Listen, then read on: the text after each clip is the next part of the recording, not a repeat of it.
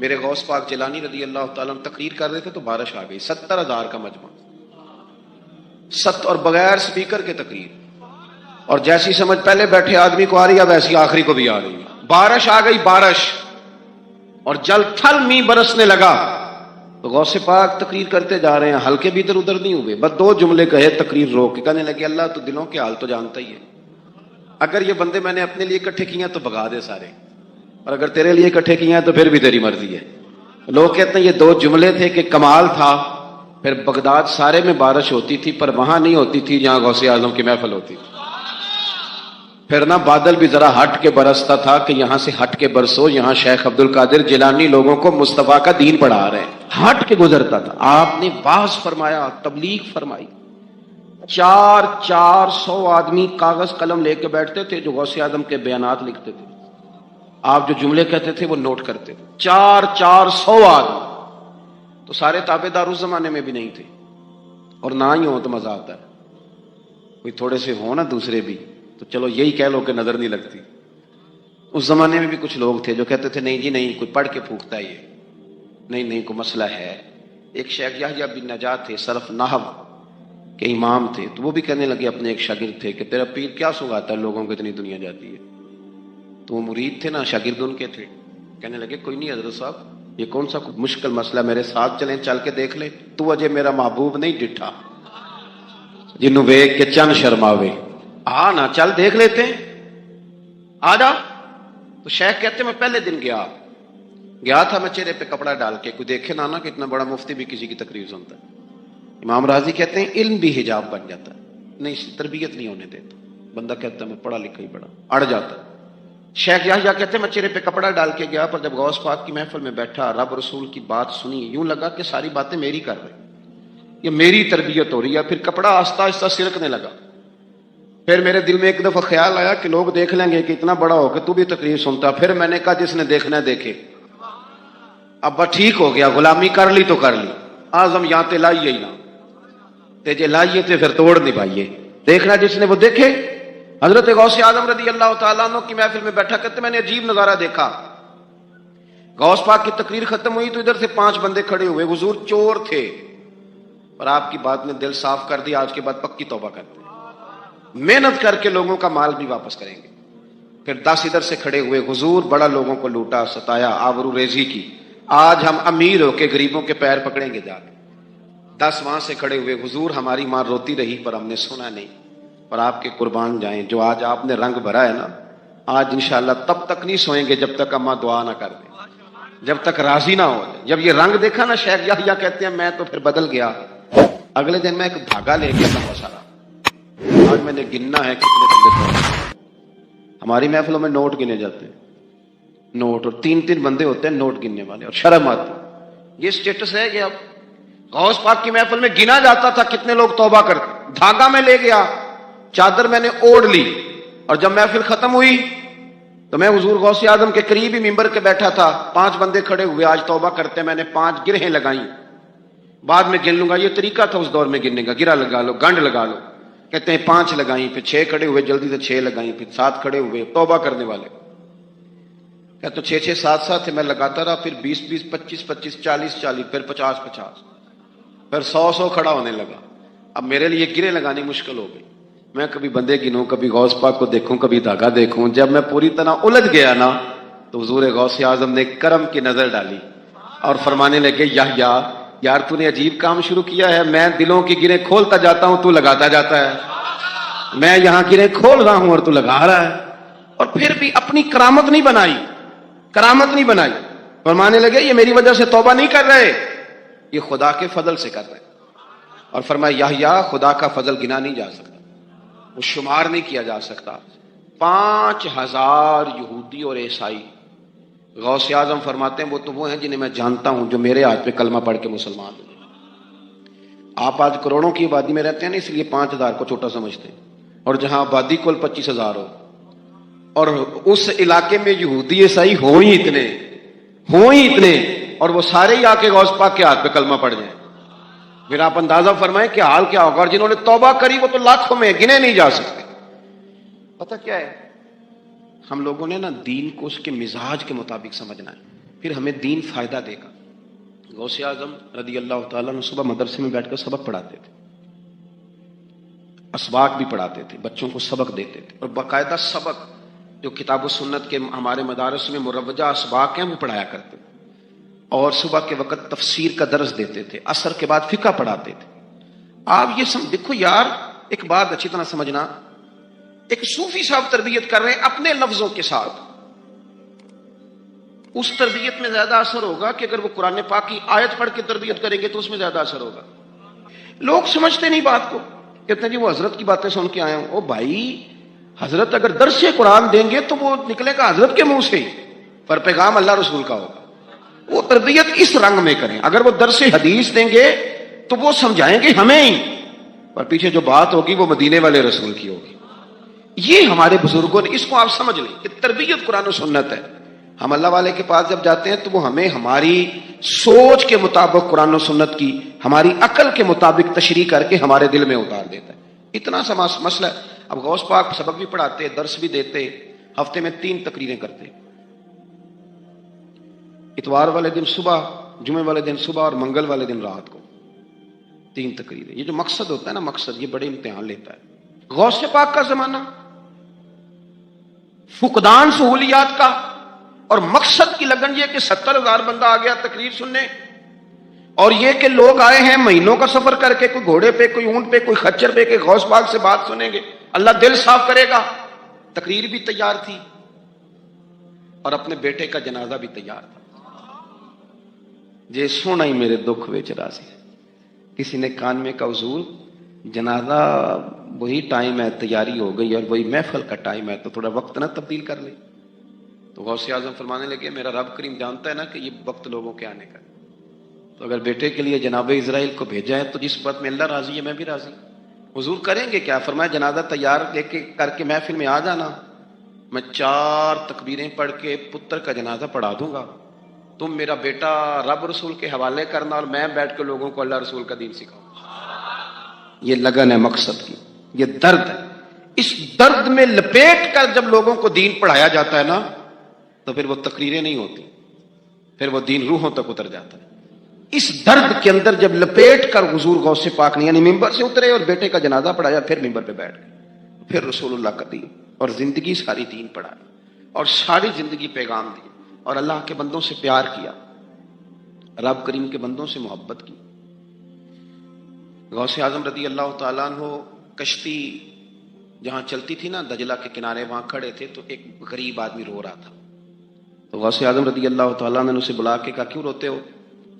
کہنے لگا حضور غریبی مستقل رونے والا مضمون ہے، یہ موضوع ہی رونے والا ہے، سب روگاں دا روگ محمد جس دا نام غریبی، کنڈ بلا کے لنگ جاندے نہیں دوست یار قریبی، یہ عنوان ہی رونے والا ہے، میں کیا کروں؟ فرمایا کیا ہوا؟ عرض کی حضور غریب ہوں، کرایہ کوئی نہیں تھا، بیٹھ گیا ہوں کشتی پہ، ملا مجھے جانتا ہے، میرے محلے کا ہے، میں نے اسے کہا پیسے بعد میں لے لینا، مجھے سفر کرا دے، لیکن اس نے کہا میں نے مفت خوروں کے لیے کشتی نہیں بنائی، نیچے اتار دیا۔ حضور چلو نہ لے جاتا بات الگ تھی، لیکن سارے محلے داروں میں جو میری ذلت ہوئی وہ مجھے بڑی تکلیف کر گئی۔ غوث پاک نے خالی تسلی نہیں دی، میری تھپکی نہیں دی، گھر گئے 100 دینار لائے، ملاح کو بلایا، اس کو 100 دینار تھما کے فرمانے لگے آج کے بعد جو غریب آئے نا اسے رسوا نہ کرنا، اسے عبد القادر جیلانی کے کرائے پہ سفر کرا دے، اسے عبد القادر جیلانی کے کرائے پہ سفر کرانا، یہ کرایہ، اور جب ختم ہوگا تو پیسے اور بھی دوں گا۔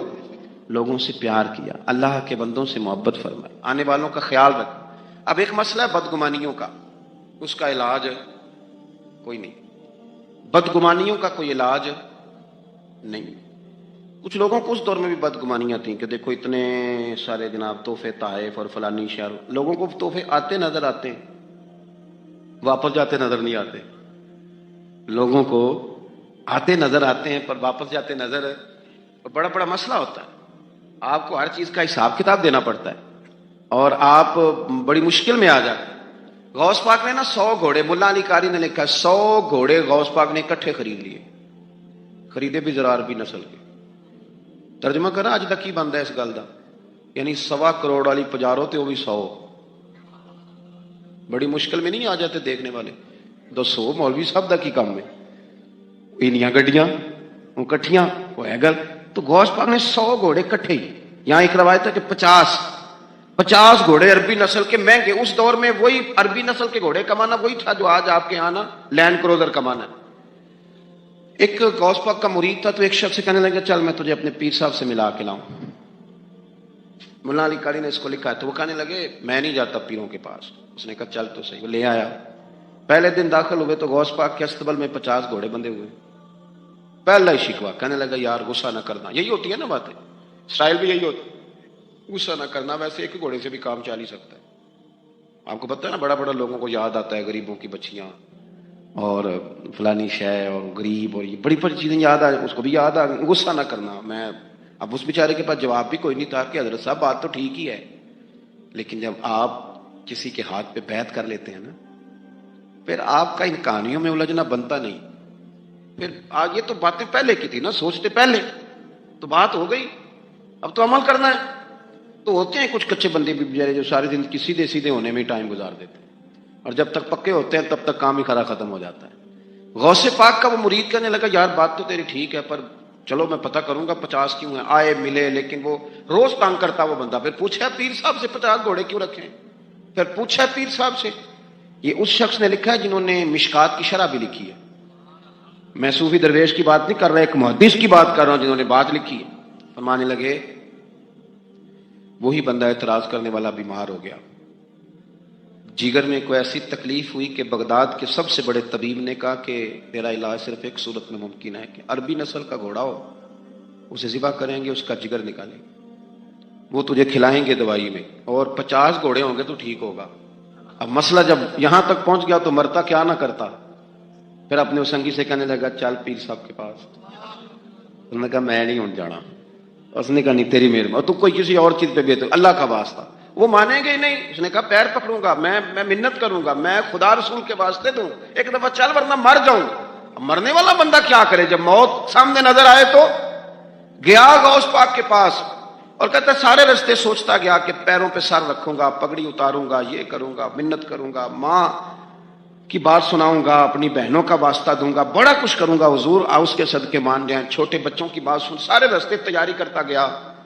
لیکن جب غوث پاک جیلانی کی ڈیوڑی میں قدم رکھا تو شیخ عبد القادر جیلانی دیکھ کے مسکرائے، فرمانے لگے او یار تجھے بڑا شکوہ تھا میرے گھوڑوں پہ، اصل میں نا تو ایک دن میری گلی سے گزر رہا تھا، میں نے تیرے ماتھے پہ نظر ڈالی تو سمجھ آ گئی تو بیمار ہو جائے گا، اور تیرا علاج بھی 50 گھوڑوں سے ہوگا، میں نے 50 کیا کرنے تھے، میں نے تو تیرے لیے منگا کے رکھے ہوئے۔ کچھ تو مجبوریاں رہی ہوں گی، یوں ہی کوئی بے وفا نہیں ہوتا، او خدا کے بندے تیرے لیے رکھے ہیں، فرمایا چارہ ڈالنے کی بھی ضرورت نہیں، وہ میرے مرید ہی ڈالیں گے، تو روز آیا کر، ایک لے جایا کر، اپنا علاج کرا کرنے لگا، حضور مرید کر لیں، فرمانے لگے جو اتنے امتحان لے کے بیعت کرے اسے نہیں کیا کرتے، تو مرید ہی ہے، تو لے جا کھا۔ اور اپنا آج تک لوگوں کو بدگمانیاں ہوتی ہیں، اور جو عمل کرنے والے تھے، اللہ والوں کی بات ماننے والے تھے، وہ بات مان کے درجات بھی لے گئے، اور جو کہانیوں میں تھے وہ بیچارے آج تک کہانیوں میں ہیں، ابھی تک ان کا الجبرا اور ہندسہ کا رزلٹ کوئی نہیں آیا، ابھی تک یہاں کہانیاں۔ ان بزرگوں کی تعلیمات پر عمل کریں۔ غوث پاک رضی اللہ تعالیٰ عنہ کی ساری زندگی پڑھو گے تو جو چیز سب سے زیادہ نظر آئے گی وہ اللہ کے بندوں کا پیار ہے۔ حضور غوث پاک، محبوب سبحانی، قندیل نورانی، شہباز لامکانی، شیخ سید عبد القادر جیلانی۔ کسی نے پوچھا تھا حضور غوث اعظم سے کہ آپ کی ولایت کس طرح کی ہے، تو آپ نے اپنی ایڑی کی طرف اشارہ کر کے فرمایا جب تک میرا قدم نہ لگے اللہ کسی کو ولایت دیتا ہی نہیں۔ تو میری ولایت کی بات کرتے ہو، میں جب تک مہر نہ لگاؤں اللہ کسی کو ولی بناتا۔ شیخ سعدی بول پڑے، کہنے لگے غوث اعظم درمیان اولیاء، کیوں محمد درمیان انبیاء۔ حضور غوث اعظم رضی اللہ تعالیٰ عنہ کا ولیوں میں وہی مقام ہے جو نبی پاک کا نبیوں میں مقام ہے۔ امام الاولیاء، سرتاج الاولیاء حضور غوث پاک رضی اللہ تعالی عنہ۔ حضور غوث اعظم رضی اللہ تعالی عنہ فرماتے میں تقریر نہیں کرتا تھا، تعلیم مکمل کر لی، بات نہیں کرتا تھا۔ میں کہتا تھا میں کیسے لوگوں کے سامنے واز کروں، کہتے ہیں مجھے خواب میں مصطفیٰ کریم کا دیدار نصیب ہوا۔ محبوب نے فرمایا عبد القادر بات کیوں نہیں کرتے؟ میں نے کہا حضور یہ عربی لوگ ہیں، فصیح و بلیغ ہے، ہر آدمی بات سمجھتا ہے، تو میں کس طرح اتنے مجمع میں بولوں گا، بڑا مشکل کام ہے۔ ہر آدمی کی ذہنی سطح کے مطابق کیسے بات کروں گا؟ کہتے ہیں مصطفیٰ کریم نے فرمایا منہ تو کھولو ذرا. کہتے ہیں میں نے منہ کھولا تو حضور نے 7 دفعہ لعاب دہن میرے منہ میں ڈال دیا. فرمایا اب تو بولتے جانا اور میری برکتیں تیری مدد کرتی جائیں گی. آپ فرماتے ہیں اگلی شام میں سویا تو مولا علی شیر خدا بھی آ گئے. تو فرمانے لگے عبد القادر منہ کھولنا بیٹا تو میرا بھی ہے. کہتے ہیں میں نے منہ کھولا تو حضرت علی نے 6 دفعہ لعاب دہن ڈالا. میں نے کہا حضور آپ نے 6 دفعہ ڈالا ہے. تو خواب میں حضرت علی فرماتے ہیں کہتے ہیں بیٹے میں نبی پاک کے برابر تو نہیں نہ ہو سکتا. میں نبی پاک کے برابر, حضور نے 7 دفعہ ڈالا تو 6 دفعہ اس لیے ڈالا کہ میں حضور کے برابر. صحابہ تو خواب میں بھی آ کے کہتے ہیں ہم نبی کے برابر نہیں. تو کیسے نبی کے برابر بن گیا؟ وہ تو خواب میں بھی آ کے کہتے ہیں کہ ہم حضور کے برابر ہیں. تو زندگی میں دعوے کرتا پھرتا ہے. حضور غوث اعظم فرماتے ہیں بس پھر چھوٹی سی مسجد اور اس میں نے تقریر شروع کی. میں اکیلا ہی چلا تھا جانب منزل مگر, پھر لوگ ملتے ہی گئے, پھر کارواں بنتا گیا. فرماتے ہیں چھوٹی سی مسجد, پھر مسجد بڑی ہوئی, پھر مجمع بڑھ گیا. فرماتے ہیں پھر جامع مسجد, پھر مجمع وہاں بھی کم پڑ گیا. پھر بغداد کی عیدگاہ وہ بھی بھر گئی تو صحرا میں جا کے خیمے لگ گئے. کہتے ہیں تقریر ہوتی تو ہزاروں کا مجمع, ہزاروں کا. ملا علی قاری کہتے ہیں غوث اعظم کے اجتماع میں 70 ہزار لوگ شریک ہوتے تھے. ہزاروں علماء کاغذ قلم لے کے بیٹھے ہوتے تھے کہ غوث پاک جو باتیں بیان کریں گے تفسیری نقطے ہم نے نوٹ کرنے. اور حضور غوث اعظم کو اللہ نے یہ کمال دیا تھا. کمال یہ آپ کی کرامت تھی کہ بغیر سپیکر کے بولتے تھے. جیسی سمجھ پہلے والے کو آتی تھی ویسی آخری والے کو آیا کرتی تھی. آج نا کرامت کی بات آتی ہے تو بندے چھپنے لگ جاتے ہیں, کہتے ہیں نہیں یہ نہیں ہو سکتا. بڑا مدافعانہ سا عمل, بڑا شرمندہ سا بولا ہے دادی. وہ غوث پاک ایک دن ایک صاحب کرامت بیان کر رہے تھے تو بڑے جھجک کے حضور غوث اعظم, میں نے کہا تو بیٹھ مجھے بیان کرنے دے. تو ڈر رہا ہے, کرامت سے ڈر رہا ہے, مجھے بیان کرنے دے, میں بیان کرتا ہوں, مجھے بیان کرنے دے. اللہ علی قاری علیہ رحمہ نے لکھا ہے, دیگر بہت سارے لوگوں نے لکھا ہے, غوث اعظم خطبہ دے رہے تھے, تقریر کر رہے تھے, اچانک ہاتھ آگے بڑھایا تو یہاں تک ہاتھ بھیگ گیا غوث اعظم. ہاں کھول کے دیکھے, کھول کے بات کر رہا ہوں, ہاتھ یہاں تک بھیگ گیا. مرید کہتے ہیں ہم نے پوچھا حضور پانی بھی کوئی نہیں, ہاتھ بھیگ گیا. میں چپ کر کے سبق پڑھو, شاگردوں کو پڑھا رہے, چپ کر کے سبق پڑھو. تھوڑی دیر گزری, چند گھنٹے تو ایک قافلہ آ گیا, سارے لوگ پانی میں بھیگے ہوئے. حضور غوث اعظم کے سامنے کھڑے ہوئے, کہا حضور آپ نے بڑی کرم نوازی فرمائی, بڑی کرم نوازی. وہ شاگرد کہنے لگے ہوا کیا؟ تو وہ لوگ کہنے لگے کشتی میں بیٹھے تھے تو کشتی ڈوبنے لگی. ہم نے کہا یا شیخ عبد القادر جیلانی, خدا کے فضل سے ہم پر ہے سایہ غوث اعظم کا, ہمیں دونوں جہاں میں ہے سہارا غوث اعظم کا. کہتے ہیں حضور غوث اعظم نے وہاں بیٹھے ہاتھ لگایا اور ڈوبتی کشتی کو باہر نکال لیا. اور ڈرنے لگے, کہنے لگے جناب یہ کرامت لوگ نہیں مانیں گے. تو میں کہا جنہیں نہیں ماننا نہ مانے. ایک عیسائی مسلمان دونوں جھگڑا کر رہے ہیں, غوث اعظم گزر رہے ہیں, جھگڑا ہو رہا ہے. عیسائی مسلمان سے کہتا ہے ہمارے نبی عیسیٰ علیہ السلام نے مردے زندہ کیا, تمہارے نبی نے بھی کو کیا تو بتاؤ. مسلمان پڑھا ہوا نہیں تھا, حالانکہ نبی پاک نے بڑے مردے زندہ کیے, پڑھا نہیں تھا, بتا نہ سکا. غوث اعظم کے کان میں آواز گئی تو جا کے عیسائی کا بازو پکڑ کے جھنجھوڑا. فرمانے لگے کیا کہا تم نے؟ میرے مصطفیٰ نے مردے زندہ کیا تو بتاؤ. فرمایا تو نبی پاک کی چھوڑ, میں غلاموں کا غلام ہوں, میں غلاموں کا غلام ہوں, مجھے بتا کون سا مردہ زندہ کرنا. تو چھوڑ حضور کی بات نہ کر, میں غلاموں کا غلام ہوں, مجھے بتا کون سا مردہ زندہ کرنا ہے. پرانی قبر پہ لے گیا, کہنے لگا جی اگر نہ ہوا تو. غوث اعظم فرمانے لگے جو تو کہے گا وہ میں کروں گا. تو کہنے لگے اگر ہو گیا تو غوث اعظم کہنے لگے نہ میرے خانقاہ پہ جھاڑو دینا, نہ میرے برتن مانجنا, نہ میرے گھر کا سودا لانا. اگر زندہ ہو گیا تو بس میرے نبی کا کلمہ پڑھ جانا, بس میرے رسول کا کلمہ پڑھ جانا. اللہ اکبر. اس نے جو سب سے پرانی قبر تھی نا, وہ کہتا ہے یہ ہمارے دادا نے بھی نہیں دیکھا تھا بندہ کون ہے. اس قبر پہ کھڑا ہو کہنے لگا اس کو زندہ کریں. تو غوث اعظم رضی اللہ تعالیٰ عنہ قبر کے سرانے کھڑے ہوئے تو دعا کرنے لگے, کہنے لگے مولا اپنے لیے نہیں تیرے رسول کے لیے. پھر فرمایا قم باذن اللہ, اٹھ اللہ کے حکم کے ساتھ. ایک عورت کلمہ پڑھتی ہوئی کھڑی ہو گئی اور کھڑی ہو کے اس نے پہلا جملہ کہا تو کمال کر دی. کہنے لگی میرے نصیب دیکھو, میں بنی اسرائیل کی تھی, عبد القادر تیرے صدقے جاؤں, تو نے مجھے کھڑا کیا ہے تو اللہ نے مجھے مصطفیٰ کا کلمہ پڑھنے کی توفیق دے دی. تیرے قربان جاؤں عبد القادر, تیری کیا بات ہے.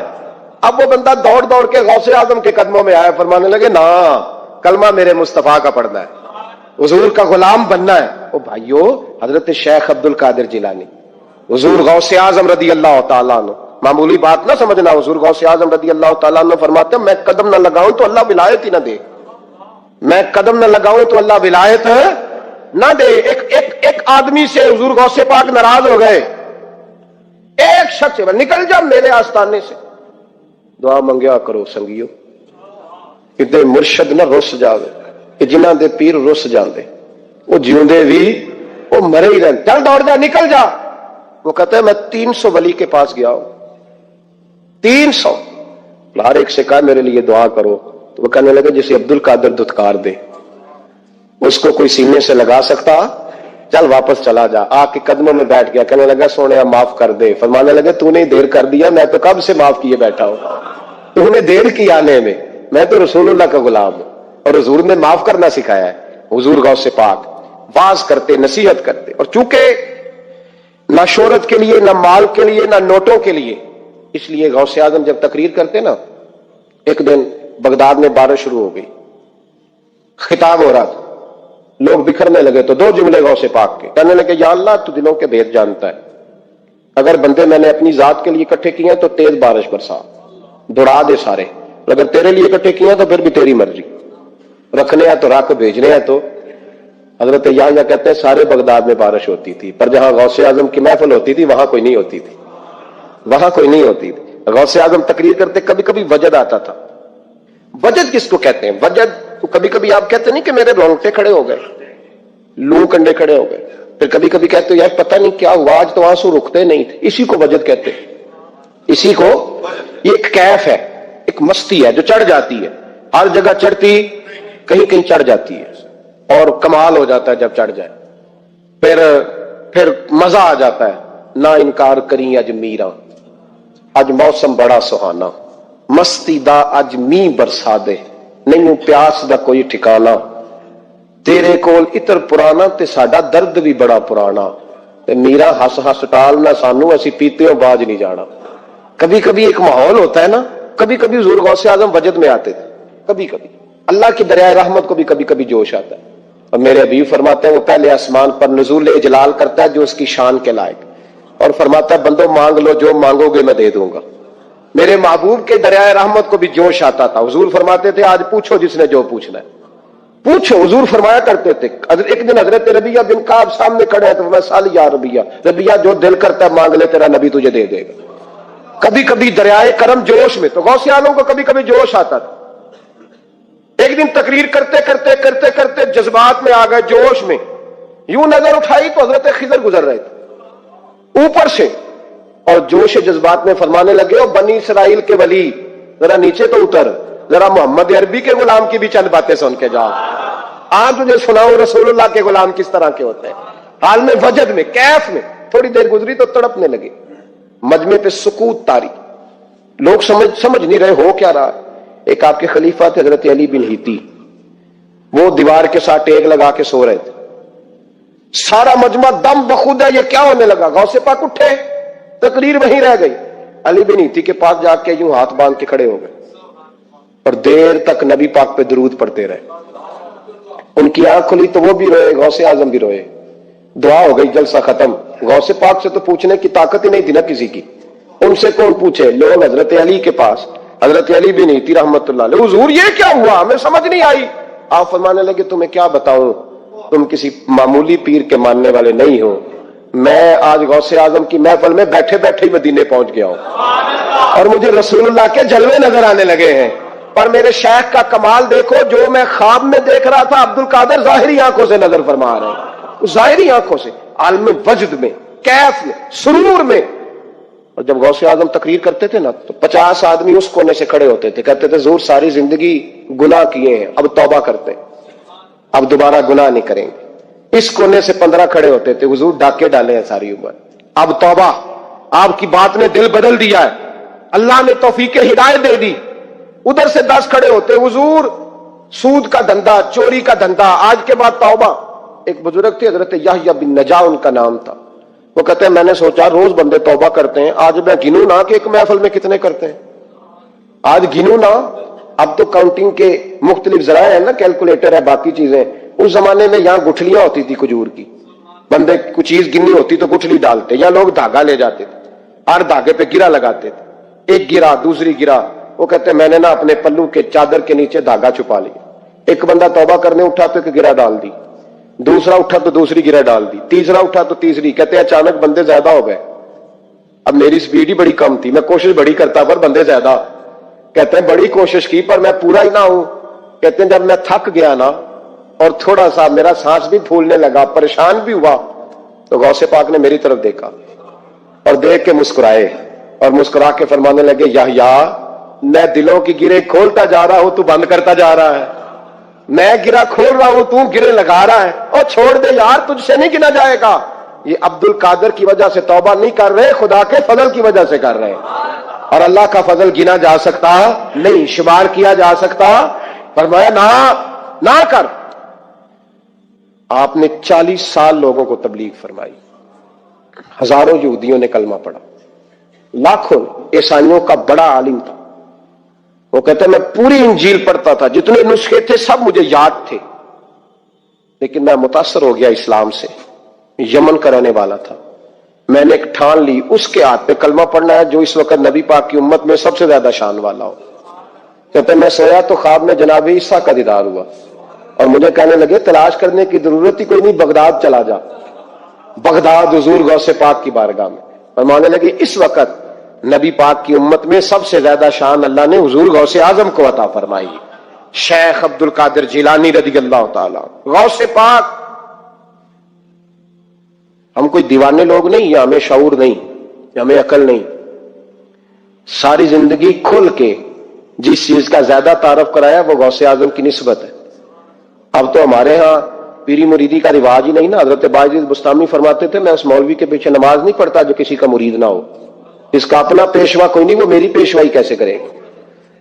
حضرت مخدوم اشرف جہانگیر سمنانی فرمایا کرتے تھے میں تو اس دکاندار سے سودا نہیں لیتا جو کسی کا مرید نہ ہو، اس لیے کہ جس نے تربیت ہی نہیں لی، جس کے اندر درد ہی نہیں، روحانیت ہی نہیں، اس کا پیشوائی کوئی نہیں.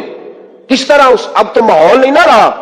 لیکن یاد رکھو یہ نسبت اتنی تگڑی ہے، اتنی تگڑی کہ ہمارے صوفیاء نے ساری زندگی غوث اعظم کا غلام کہلانے میں فخر محسوس کیا. کیا رشتہ داری تھی اعلیٰ حضرت بریلوی کی ان سے، کیا تعلق تھا پیر میر علی شاہ صاحب کا ان کے، کیا لیکن ان لوگوں نے ساری زندگی کھل کے غوث اعظم کے تذکرے کیے. کیوں؟ غوث اعظم نے 40 سال عشاء میں وضو کیا اور فجر تک اللہ کی عبادت کی. فرماتے میرے مالک نے کہا عبد القادر کچھ مانگ لے. نہ اپنے لیے مانگا نہ اولاد کے لیے. کہنے لگے مولا قیامت تک جو میرا نام لے نا اسے بغیر توبہ کے مرنے نہ دینا، مرنے لگے تو توبہ کی توفیق دے دینا. فرماتے ہیں میرے مالک نے وعدہ کیا ہے جو میرا ماننے والا ہوگا بغیر توبہ کے نہیں مرے گا. اور حضور غوث پاک رضی اللہ تعالیٰ عنہ فرماتے میں تو قیامت میں بھی اتنی دیر جنت میں نہیں جاؤں گا جب تک سارے مرید نہ ساتھ چلے جائیں. میں نے جانا نہیں، کھڑا ہو جاؤں گا، عرض کروں گا مولا بھیج. میں نے کہا یہاں بھی لوگ ڈر جاتے ہیں، یہ کیسے ہو سکتا ہے؟ بھائی پڑھو نا مشکاۃ شریف. میرے نبی پاک علیہ السلام نے فرمایا ایک بندے نے ایک اللہ کے بندے کو پانی پلایا تھا، قیامت کے دن اللہ اس کی برکت سے اس گناہگار کو جنت عطا کر دے گا. اور حضور نے فرمایا بخاری میں المرء مع من احبا، جو جس سے محبت کرے گا قیامت میں اسی کے ساتھ اٹھایا جائے گا. تو ساری زندگی قادری کہلائے، ساری زندگی غوث اعظم کا غلام کہلائے، ساری زندگی خواجہ اجمیر کا نوکر کہلائے، ساری زندگی شاہ نقش بند کا غلام کہلائے، ساری زندگی شیخ شہاب الدین سہروردی کا اپنے آپ کو منسوب کرے اور دنیا سے جائے تو ایسے ہی چلا جائے. میرے نبی نے نص بیان کر دیا جو جس سے پیار کرے گا اسی کے ساتھ جائے گا. حضور غوث اعظم رضی اللہ تعالیٰ عنہ کے والد تو بچپن میں وصال کر گئے تھے. غوث پاک رضی اللہ تعالیٰ عنہ نے ایک اینٹ سے کام شروع کیا اور غوث اعظم نے باقاعدہ کام کیا. ہمارے ہاں چونکہ رواج نہیں تحقیقی مقالہ جات کا، ورنہ غوث اعظم رضی اللہ تعالیٰ عنہ کا علمی کام بھی ہے، طریقت میں کام بھی ہے، تصنیف میں کام بھی ہے، جہاد میں بھی کام ہے. یہ صلاح الدین ایوبی دراصل حضور غوث پاک کے تیار کرتا ہے. یہ ساری فوج جو 70,000 تھی یہ ساری غوث پاک کے مریدوں کی فوج تھی. یہ سارے لوگ حضور اور کئی پہلوؤں پر غوث اعظم نے کام کیا. کس طرح کیا؟ کس طرح کیا؟ وہی ترتیب جو آج تک ہمارے بزرگوں نے ہمیں دی ہے. غوث اعظم واز کہا کرتے تھے، تقریر کرتے تھے، اور تقریر کرنا آج کل لوگ سمجھتے ہیں، وہ کچھ لوگ کہتے ہیں چھوڑو جی یہ فلانا بندہ تو ایک خطیب ہے. آپ کے خیال میں خطیب ہونا کوئی بالکل فضول سی بات ہے، اسے کوئی معنی ہی نہیں. دیکھو خطابت اتنا ضروری کام ہے کہ غوث پاک فرماتے ہیں جب میں نے تعلیم مکمل کر لی اور میں پڑھ چکا تھا پر میں تقریر نہیں کرتا تھا، تو کہتے ہیں مجھے خواب میں نا خود رسول کریم علیہ السلام کی زیارت نصیب ہوئی، اور نبی پاک صلی اللہ علیہ وسلم نے مجھ سے فرمایا تو تقریر کیوں نہیں کرتا، بات کیا کر، اللہ تبارک و تعالیٰ تیری وجہ سے لوگوں کو فیض یاب کرے گا، گفتگو کر. آپ جب بات کرتے ہیں نا کوئی بات دین کی، تو وہ بندہ اس وقت عمل کرے نہ کرے. جب آپ کوئی بات کر دیتے ہیں تو ایک وقت ایسا ضرور آتا ہے کہ جب بندہ وہ کام کرنے لگتا ہے تو بات اس نے سنی ہوتی ہے تو اس کے سامنے ضرور آ جاتی کہ یار یہ بات میں نے سنی تھی، وہ سامنے ضرور آتی. حضور غوث اعظم رضی اللہ تعالیٰ عنہ کو حکم دیا گیا کہ آپ خطاب کریں، آپ تقریر کریں، اور حکم کون دے رہا ہے؟ خود رسول کریم علیہ السلام. تو حضور غوث اعظم رضی اللہ تعالیٰ عنہ عرض کرنے لگے یا رسول اللہ میں ان لوگوں میں جو اتنے فصیح و بلیغ ہیں، بات کرنے کا بڑا سلیقہ جانتے اور گفتگو کے سارے بام و در سے آگاہ ہیں، الفاظ کے اندر کیا طاقت ہوتی ہے اسے یہ سمجھتے، ان کے سامنے کیسے خطاب کروں؟ تو یہ تقاب، یہ دین کا اتنا بڑا شعبہ ہے کہ محبوب نے فرمایا عبد القادر منہ تو کھولیے گا. کہتا ہے میں نے منہ کھولا تو خود محبوب نے اپنا لواب دہن 7 دفعہ میرے منہ میں ڈالا. پھر غوث اعظم نے منبر بچھایا، پھر غوث اعظم آپ فرماتے ہیں پھر مجھے دوبارہ بھی زیارت ہوئی، پر اب مولا علی شیر خدا کی ہوئی. انہوں نے بھی فرمایا پتر منہ کھولے نا، تو میں کھولا تو 7 دفعہ لواب دہن ڈالا. تو میں نے کہا حضور آپ نے 6 دفعہ ڈالا. تو میں نے کہا آپ نے کیوں 6 دفعہ ڈالا ہے؟ کہنے لگے اب حضور کے برابر تو نہیں نہ جانا. خطاب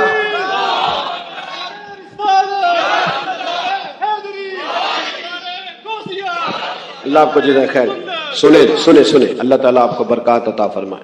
حضرت پیر صاحب بھی تشریف فرمائے، حضرت استاد العلماء بھی تشریف فرمائے، ماشاءاللہ سے رون کے بڑھ گئی ہیں. تو اب یہ کہ بزرگوں کو بھی زیادہ دیر نہیں بٹھانا چاہیے، کچھ باتیں کر لی جائیں جلدی سے آپ کے ساتھ. آپ نے نا گفتگو شروع فرمائی، تقریر شروع کی. پہلے چھوٹی مسجد میں تھے، رش زیادہ ہو گیا. میں نے شروع میں کہا ہے کہ میری طرح کے کئی لوگ دعوے کریں گے ہم نے بڑی محنت کی، کر جاتے ہیں لوگ دعویٰ، لیکن یہ محنت کا نا تھوڑا سا ہی دخل ہوتا ہے، باقی فضل الہی ہوتا ہے سارا. اللہ ہی اسباب بناتا ہے، رب ہی طریقے عطا کرتا ہے، وہی قبول عام کسی کو دے دیتا ہے، اپنے ہی اس کے فیصلے. میں تو اکیلا ہی چلا تھا جانب منزل مگر، پھر لوگ آتے ہی گئے اور کارواں بنتا گیا. زیادہ تر اللہ تعالیٰ کی مدد اور اس کے کرم کا ہی دخل ہوتا ہے. چھوٹی مسجد سے بڑی مسجد میں گئے، پھر وہاں بھی رش ہو گیا تو پھر عیدگاہ میں چلے گئے، پھر وہاں سے بھی لوگ بڑھ گئے. تو پھر غوث اعظم نے باہر کھلے میدان میں ڈیرا لگایا. 70 ہزار لوگ ایک وقت میں خطاب سننے آتے تھے. اور خطاب وہ والا نہیں کہ جو بس خطاب ہے، جو بندہ کہے سویرے مجھے نہیں پتا کیا بیان ہوا تھا، وہ والا نہیں. اتنا علمی فکری اور اس قدر زیادہ تربیتی کہ 400 علماء کاغذ قلم لے کے بیٹھتے تھے جو حضور غوث اعظم کے ارشادات کو نقل کیا کرتے تھے. یہ جو گفتگو ہوتی ہے نا، حدیث بتاتی ہے اس میں جادو ہوتا ہے، یہ اپنا رنگ دکھا جاتی ہے، اس میں نہ کوئی کچھ اثر ہوتا ہے، یہ کر جاتی ہے اپنا کام. شیخ یحییٰ بن نجاح کہتے ہیں مجھے تھوڑا تھوڑا شکوہ ہوتا تھا، یہ بھی بڑے علماء کے استاد تھے، حضور غوث اعظم کے ہم اثر ہیں. کہتے ہیں میں نے اپنے شاگردوں سے کہا وہاں کیوں جاتے ہو دوڑ دوڑ کے؟ تو ایک دن ایک شاگرد کہنے لگا استاد جی چلیں آپ بھی ایک دن آ جائیں. تو مشکل ہوتا ہے نا تھوڑا سا، میری طرح کے آدمی جنہیں 2 4 5 بچے جاننے لگ جائیں چاہے دنیا دار ہی، تو وہ کسی اور کو مانے، یہ بات ذرا مشکل ہو جاتی. تو کہتے ہیں میں چہرے پہ کپڑا لے کے چلا گیا چھپا کے اپنا آپ. لیکن جب شیخ نے گفتگو چھیڑی نا تو رب کریم کے بندوں کی باتوں میں بڑا اثر ہوتا ہے، اور اکثر وہ باتیں لچھے دار نہیں سادہ ہوتی پر وہ کمال کر جاتی ہیں. کہتے میں تو چھپ کے بیٹھا تھا نا، پھر کپڑا کب سرکا پتہ نہیں چلا، پھر چہرہ کب کھلا پتہ نہیں چلا. فرماتے ہیں پھر آنسو کب آئے پتہ کوئی نہیں چلا، اور پھر دنیا ساری چلی گئی، جلسہ ختم ہو گیا. تو میں نے دائیں بائیں بیٹھنے والے شاگرد کہنے کہ استاد جی جانا نہیں. میں نے کہا جانا ضرور ہے پر کل دوبارہ لازمی آنا ہے. اگلے دن پھر فرماتے میں اگلے دن گیا. حضرت شیخ کی مجلس مبارکہ کا یہ طریقہ ہوتا تھا. میں نے آپ کو شروع میں کہا نا کہ یہ موبائل، یہ اب تو ہم نا، میں نے جمعے میں بھی دوستوں سے کہا تھا کہ شو پیس نہ بنائیں اپنے بزرگوں کو، یہ صرف فوٹو بازی میں نہ رکھیں چیزوں کو، یہ شو پیس نہ بنائیں، آپ چیزوں کو نہ خوبصورت کریں. مطلب یہ کہ یہ محافل ہم جب منعقد کرتے تھے تو اس کے پیچھے ہمارے مقاصد روحانی ہوتے تھے. آمنے سامنے بیٹھیں گے، کوئی بات کریں گے. کئی دفعہ کچھ سنگ دل رو نہیں سکتا، پر کسی رونے والے کو دیکھتا ہے تو رو پڑتا ہے، اس کا لطف بڑھ جاتا ہے. یہ محافل کا یہ نفع ہوتا. لیکن ہم نے اس کو بھی نا فوٹو بازی میں، کچھ لوگ پوری محفل میں بڑے پریشان ہوتے ہیں کہ کوئی فوٹو 2-4 بنانے کا موقع نہیں ملا، بڑے پریشان، تکلف بڑھ جاتا ہے. اور یوں محسوس ہوتا ہے کہ جیسے یہ کام نہ زیادہ فوٹو سے. بڑے بڑے پروگرام، یہ تھوڑے دن پہلے مجھے یہ سرکاری کام چل رہا تھا نا شان مصطفیٰ کا، تو انتظامیہ کو مصیبت بنی ہوئی تھی کہ ہفتہ کیسے گزارنا ہے. تو کبھی کسی کی منت کرتے ہیں، کبھی کسی کی منت کرتے ہیں. تو مجھے بھی کہنے لگے کچھ لوگ کہ وہ منانا ہے تو کسی طریقے سے آپ بھی وقت دیں گے. تو میں نے کہا ایک شرط ہے کہ آپ فوٹو نہیں بنائیں گے، اس لیے کہ آپ کو حکم آیا تو آپ نے 4 تصویریں بنا کے ضرور بھیجنی ہے کہ لو جی ہم نے کر. یوں نہ کریں. آپ یقین کریں کہ سرور خراب ہو جاتا ہے. ایسے تو کہاں تھی فوٹو غوث پاک کے زمانے میں، کہاں تھا میڈیا؟ بات سینہ بسینہ تھی نا. کوئی درد تھا، ایک جاتا تھا تو وہ 15 کو لے کے ساتھ آتا تھا. وہ بات پھیل گئی.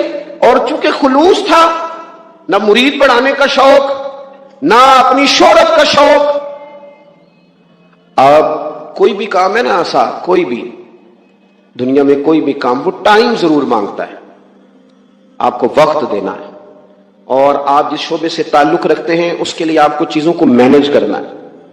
آپ یہ نہیں کہہ سکتے کہ آپ کی سوشل لائف ہوگی، ضرور ہوگی، لیکن اگر آپ نے دعویٰ کر لیا نا کہ میں دین کا خادم ہوں، اور یہ صرف علماء کے لیے، مشائخ کے لیے نہیں، میرے جیسے لوگ جو فلانے آستانے سے وابستہ ہیں، فلانے آستانے سے وابستہ ہیں، آپ وابستہ ہو کہ آپ کو اجازت نہیں ملے گی. جب آپ نے کرامت سنانی ہے نا گھر اپنے پیر صاحب کی، تو پھر آپ کو گھر میں میٹھا بھی بولنا پڑے گا، ورنہ گھر والے کہہ دیں گے یہ سکھاتے ہیں تمہیں پیر صاحب، یہ سکھاتے ہیں تمہیں استاد جی. آپ نمائندے، پھر آپ کو وقت دینا ہے، پھر آپ کو ٹھیک ہونا ہے، پھر آپ کو اپنے لب و لہجوں پر، سوچوں پر تھوڑا پہرا رکھنا ہے. حضور غوث پاک رضی اللہ تعالیٰ عنہ نے بڑا وقت دیا. صبح وہ درس دیا فقہ کا، فجر کے بعد سننا ذرا بات، اور پوری سننا. اور 10 بجے باقاعدہ مدرسہ پڑھایا، اور کام وہی کیے جو سارے مولوی کرتے ہیں. اور یہ کام کرنے والوں کو لوگ مولوی کہتے ہیں، پیر نہیں کہتے، ساری زندگی نہیں کہتے. اور کئی پیر بھی میں نے دیکھے ہیں بڑے فخر کے ساتھ کہہ رہے ہوتے ہیں ماشاءاللہ. علامہ صاحب، مولانا صاحب اتنے باؤ جی، ان کی گفتگو میں محسوس ہوتا ہے کہ یہ سمجھ رہے ہیں کہ مولانا صاحب شاید اس درجے کے نہیں، معاذ اللہ جہاں میں ہوں. سنیں، صبح فقہ کا درس دیا غوث پاک نے، اور پھر صبح 9-10 بجے مدرسہ پڑھایا، اسباق پڑھائے، باقاعدہ کتابیں پڑھاتے تھے غوث پاک. اور میں انشاءاللہ تعالی ذمہ داری سے حوالہ عرض کروں گا، ہمارے یہاں نا مدارس میں ناظم تعلیمات ہوتے ہیں جو اسباق تقسیم کرتے ہیں. چلو میں آپ کی بولی میں بتاتا ہوں، پیریڈ نہیں بانٹے جاتے، چلو اللہ کرے تو ہم سمجھ لگے. اسی کا ترجمہ مدرسے میں اسباق بانٹنا ہوتا ہے. یہ استاد یہ پڑھائے گا، یہ استاد یہ سبق پڑھائے گا. تو ناظم تعلیمات اسباق تقسیم کرنے لگے تو حضور غوث اعظم سے کہنے لگے حضور آپ کو کون سا سبق دینا ہے، یعنی کتاب کون سی دیں آپ کو؟ فقہ پڑھائیں گے، اصول پڑھائیں گے، حدیث پڑھائیں گے، گرامر پڑھائیں گے، نحو، کیا سبق آپ کو دیں؟ تو غوث پاک فرمانے لگے مجھے سبق نہ دو. تو حضور پھر فرمایا اس طرح کرو کہ لائق بچے تم سارے رکھ لو، نالائق سارے مجھے دے دو. نالائق دو سارے، میں نالائقوں کو پڑھاؤں گا. نالائق سارے. میں اکثر کہتا ہوں کہ یہ جو پاس آیا، فرسٹ آیا ہے تمہارے کالج میں، اس کا تم نے بورڈ پہ فوٹو لگائی ہے، تو جو فیل ہوا ہے فیسیں تو اس نے بھی پوری دی تھی.